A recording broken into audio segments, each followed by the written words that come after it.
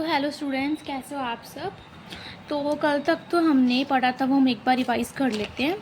हमने पढ़ा था कि भी क्रॉप होती क्या है, क्रॉप हमारे पास कितने टाइप्स की होती है, और जो फूड है वो हमारे लिए क्यों ज़रूरी है, हमें कहाँ कहाँ से ऑब्टेन होता है। ठीक है, और हमने इसकी इंट्रोडक्शन पढ़ी थी। फिर हमने क्रॉप्स के बारे में पढ़ा था कि भी क्रॉप्स क्या होता है, और फिर हमने टाइप्स ऑफ क्रॉप्स पढ़ी थी कि हमारे पास 2 टाइप्स की क्रॉप्स होती है। एक तो हमारे पास खरीफ क्रॉप होती है और एक हमारे पास राबी क्रॉप्स होती है, और हमने उनको भी डिटेल में पढ़ा था। तो अब जो हमारा टॉपिक स्टार्ट होने वाला है वो है हमारा basic practices of crop production. जो हम क्रॉप को प्रोड्यूस करते हैं उसके लिए हम क्या क्या प्रैक्टिसेस करते हैं। In order to raise a crop successfully and profitably for crop production, a farmer has to perform a large number of tasks in a sequence। तो पहली लाइन का मतलब है कि अगर हमें अच्छी क्रॉप चाहिए सक्सेसफुली, प्रॉफिटेबली मतलब जिससे हमें फ़ायदा हो, सक्सेसफुली जो अच्छे से हमारे पास बन के आ जाए, उसके लिए फार्मर को large number of task sequence में परफॉर्म करना है।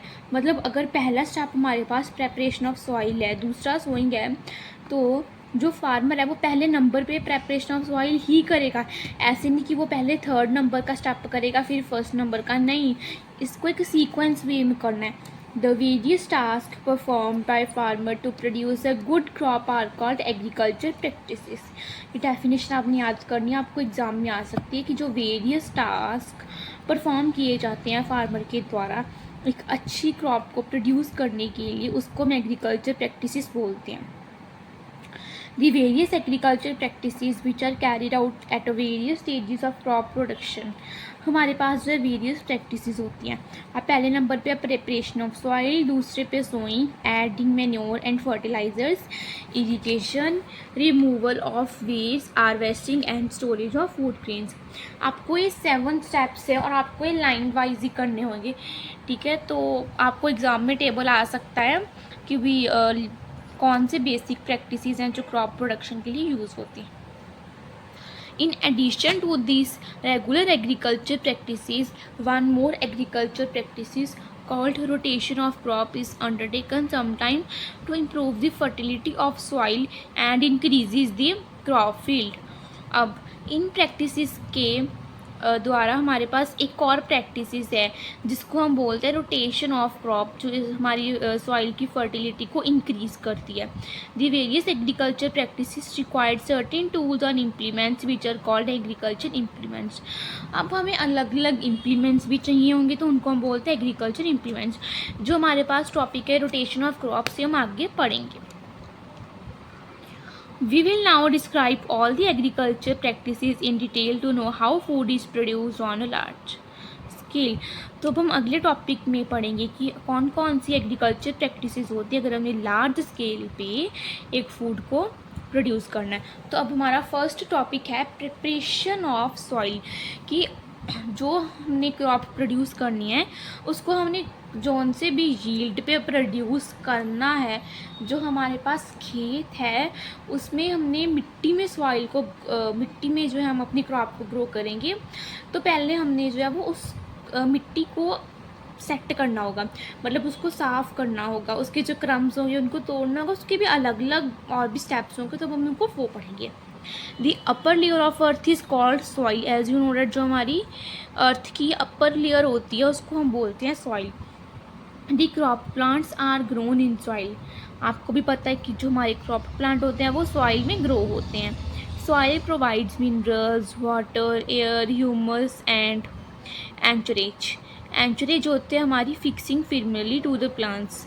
मतलब मिट्टी की घनता एक तरीके से बोल सकते हैं कि जो हमारी क्रॉप है वो अच्छे से मिट्टी में फिक्स हो रही है। Preparation of soil is the first step in cultivating a crop for crop production. जो प्रेपरेशन ऑफ सॉइल है हमारा फर्स्ट स्टेप है क्रॉप प्रोडक्शन में।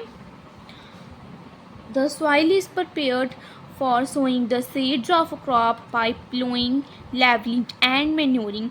जो सॉइल है वो प्रिपेयर होती है, उसमें हम सीड्स को सो करते हैं क्रॉप में, हमारे पास उसके तीन प्रोसेस होते हैं, प्लोइंग, लेवलिंग और मैन्योरिंग। हम इनको भी आगे पढ़ेंगे। Each one of this step has its on significance, this is describe below. अब इन हर एक स्टेप के एक अलग अलग सिग्निफिकेंस है। The process of loosening and turning the soil is called ploughing. Ploughing को हम टिलिंग भी बोलते हैं। अब लाइक ये जो है ये प्लोइंग ही हो रही है। अब देख रहे हो ना स्टूडेंट्स, ये देखो, ये जो है काऊ है और ये एक एग्रीकल्चर इम्प्लीमेंट है, ये लगा हुआ है। जो काऊ है ये आगे आगे चल रही है और ये ऐसे है, जो वो सॉइल है वो लूज़ हो रही है, टर्न हो रही है। इसके साथ क्या है, जो नीचे वाली सॉइल है उसको भी अच्छे से ऑक्सीजन लगेगी और जो ऊपर वाली सॉइल है उसको भी लगेगी। और जो सॉइल के बीच में इंसेक्ट्स वगैरह, बैक्टीरिया वगैरह वो भी बाहर आ रही है। अब ये फील्ड में प्लोइंग होती है बाय यूजिंग ट्रैक्टर। आप देख सकते हो जो इसके होते हैं, इसमें बहुत तिक्की तिक्की वो लगी होती हैं। तो जब वो मिट्टी में जाती हैं तो जो ऊपर वाली मिट्टी होती है वो नीचे आ जाती है। ये हमारे पास दो स्टेप्स होते हैं।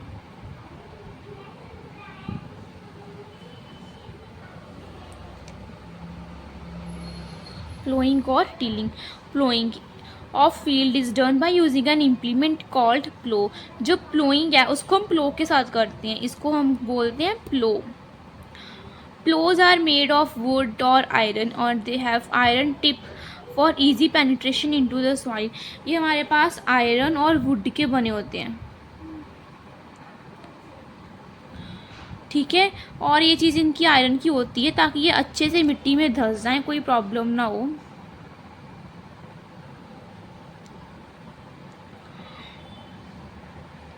दी ploughs are pulled by a pair of bullocks और बाय अ ट्रैक्टर। जो ये होती है प्लो होती है ट्रैक्टर और बुल दोनों में फिक्स होती है, या तो होती है बुलॉक्स में या होती है ट्रैक्टर में। अच्छा, मोस्ट ऑफ द पीपल क्या है आजकल ट्रैक्टर यूज़ करने लगे हैं, क्योंकि इसके साथ लेबर टाइम दोनों चीज़ें सेव हो हमारे पास जो है वो सेव होती हैं। Actually, the plowing of small field is done with the help of animal like bullock, while large field are plowed by using tractors।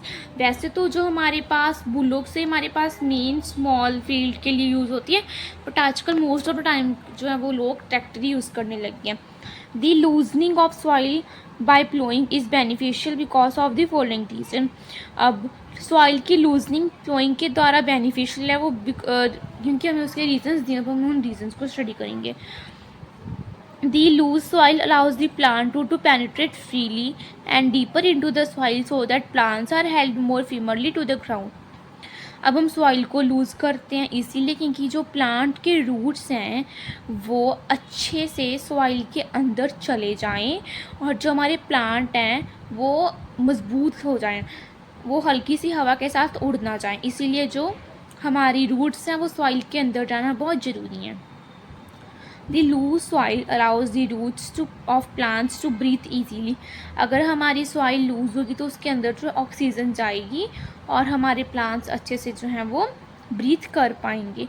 This is because loose soil can hold a lot of air in it space. और जो है loose soil के अंदर है जो वो lot of space होती है तो उसमें एयर रहती है और वो इजीली पासेज भी हो जाती है। The loose soil helps in the growth of worms and microbes present in the soil who are friends of the farmer since they help in further turning and loosening the soil. They also add humus to the soil. अब जब loose soil है उसमें क्या है, worms of microbes की presentation हो जाती है, उनकी ग्रोथ हो जाती है, तो वो हैं जो वो फार्मर के फ्रेंड हैं। तो उसके साथ क्या है उसमें क्या हेल्प होती है सॉइल की लूजनिंग में और जो है वो सॉइल में ह्यूमस को ऐड करते हैं। Ploughing also uproots and buries the weed. जब हम प्लोइंग करते हैं क्योंकि नीचे वाली सॉइल ऊपर चली जाती है तो जो वो वीड्स हैं उनकी भी अपरूट हो जाती है। जो वीड्स हमारे अनवांटेड प्लांट्स होते हैं ये हमारे प्लांट्स को बहुत ज़्यादा नुकसान करते हैं। एडवांटेजेस होते हैं इनके भी हम आगे पढ़ेंगे, इनको भी जो है नष्ट किया जाता है। Bring the nutrient rich soil to the top so that standing in the field and thereby suffocates them to death। जो वेट जो होते हैं वो हमारे प्लांट्स के साथ ही होते हैं, और जो वो हैं वो ऐसी सिचुएशन क्रिएट कर देते हैं कि जो हमारा प्लांट है वो नष्ट हो जाते हैं. The loosening and turning of soil during blowing brings the nutrients rich soil to the top so that the plants can use these nutrients.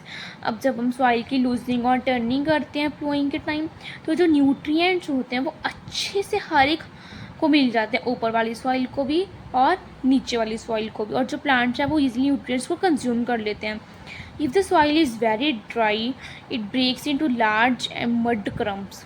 अगर सॉइल हमारी ड्राई हो तो जो हम उसको क्रम्स में ब्रेक कर देते हैं. During ploughing the mud crumbs are then broken down by using a soil plank called crumb crusher. एक क्रम्ब क्रशर आता है, उससे जो है हमारे मड क्रम्स को तोड़ा जाता है.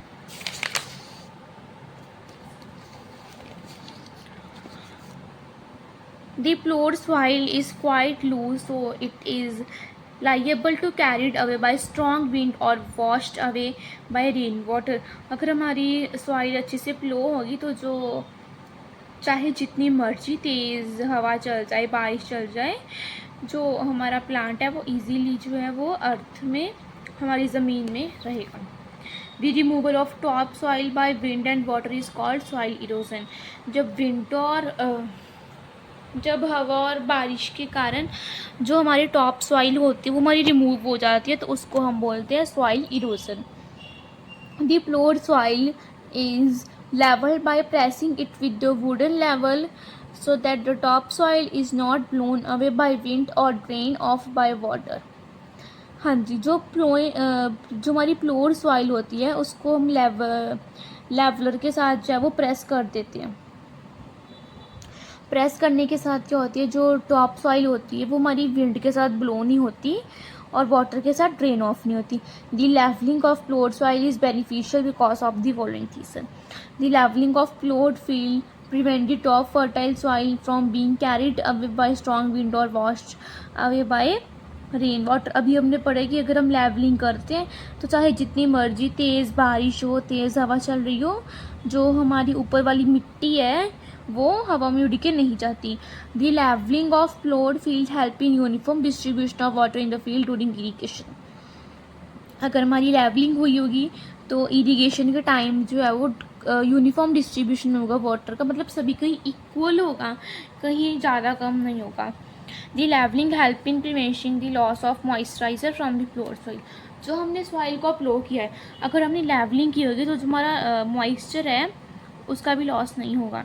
The levelling of ploughed soil in the field is done by using an implement called leveller. उसके लिए हम इम्प्लीमेंट यूज़ करते हैं जिसको हम बोलते हैं leveller. This soil leveller is a heavy wooden plank और एन आयरन प्लैंक. ये हमारे पास वुडन और आयरन का होता है. The soil leveller can be pulled bye bullocks और ट्रैक्टर. सेम ये भी, इसको भी हम ट्रैक्टर या बुलक्स दोनों के साथ ही कर सकते हैं. Manuring means adding manure to the soil. अब हम सॉइल को मैन्योर भी ऐड करते हैं ताकि उसको न्यूट्रिएंट्स मिल सकें. Some time manure is added to the soil before ploughing. कई बार क्या होता है प्लोइंग के पहले जो है वो कुछ थोड़ा बहुत मैन्योर है जो ऐड कर देते हैं. Addition of manure to soil before ploughing helps in proper mixing of manure with the soil. अब अगर हम मैन्योर को ऐड करते हैं तो सॉइल फ्लो होती है, तो जो मैन्योर है वो ऊपर नीचे और बीच में सभी कहीं चल जाता है.